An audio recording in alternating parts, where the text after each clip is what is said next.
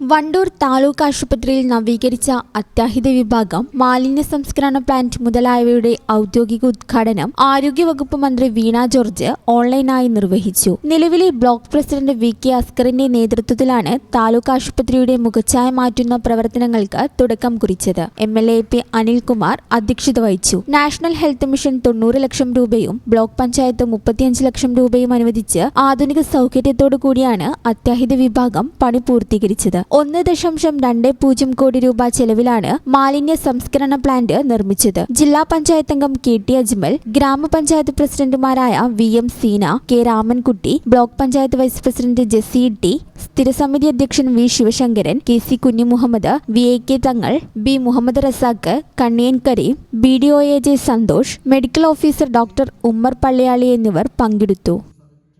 ഈ channel news, Wandoor. ഞങ്ങളെപ്പറ്റി നിങ്ങൾക്കല്ലേ കൂടുതൽ അറിയുന്നത്? പരിശുദ്ധിയുടെ സുവർണ പാരമ്പര്യം. Hayath golden diamonds, Valanchery.